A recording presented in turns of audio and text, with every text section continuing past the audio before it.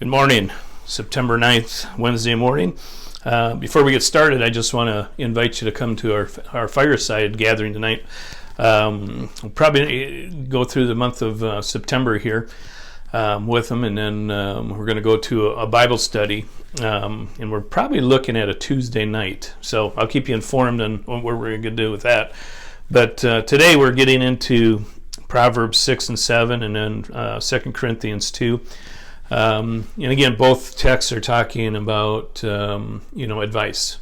In Proverbs 6 and 7, it's given some real practical advice from the father to the son, and then he even says, make sure that you're listening to your mother's teachings. Don't forget the mother's teaching.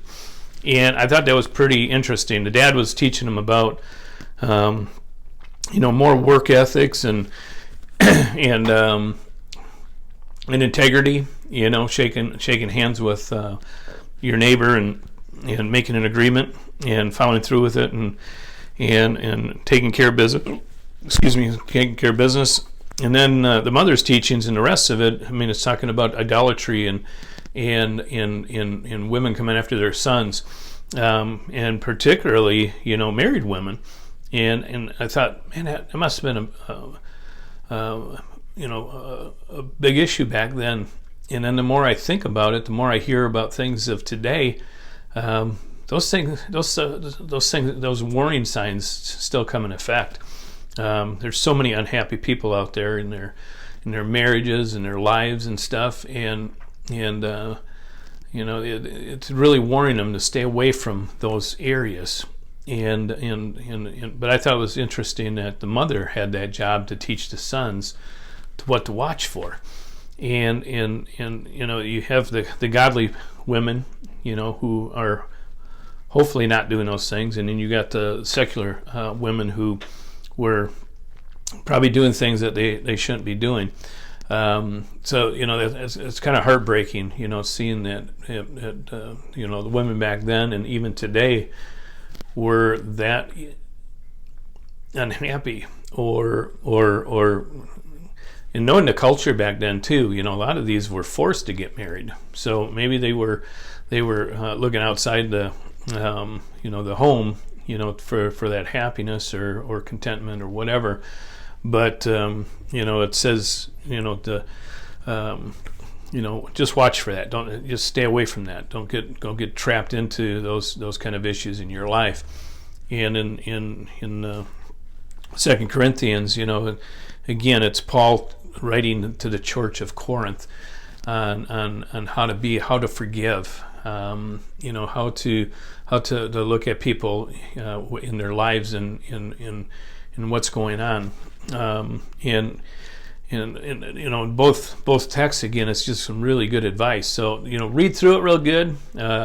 Sometimes it's kind of weird reading, some of these things, because it doesn't apply to us, and hopefully it doesn't apply to us.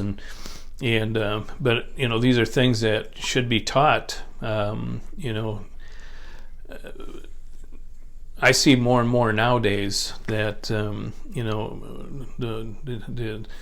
the sexual part of our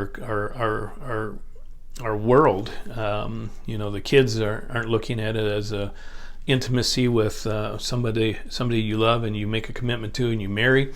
And I've talked to a lot of youth over the last few years, and sometimes it's just friends, doing things with one another, and I just wonder if our parents, the families, just are not sitting down with their kids and talking about this area of their life, and depending on more of the school, the sex ed classes and the different things, but they're not going to get into the biblical meanings and the biblical ways of doing things, and that's why it's so important that we do, and we encourage our kids to talk to their kids, and even our grandkids, sit down with them, not necessarily give them the talk, so to speak, but warn them about things that are out there.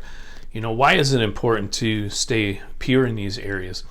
Purity is just a big part of it.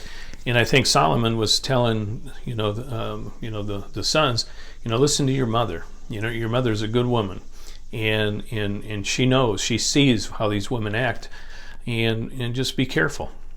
Take care of business, and don't fall into their traps. So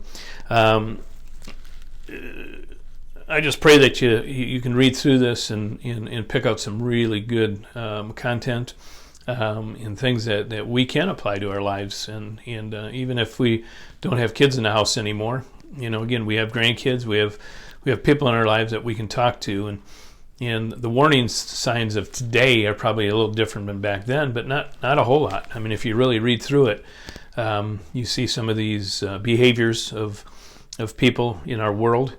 And I'm just wondering, did the mother sit down with the daughters?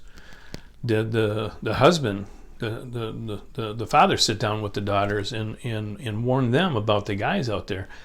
Or again, back in that culture, were they more property than they were people? I don't know. It's some things to really think about and to just kind of look at what was going on at the time in the different cultures and the different things. But even today, the sexual immorality of our world is just running rampant. So pray for that. I guess if that's our takeaway today, just pray for our world, pray for our kids, that they don't get in the middle of all these things and get in trouble and be swayed to go away from God's word. So have a great day today. Hopefully see you tonight for Fireside. If not, I'll see you Thursday morning.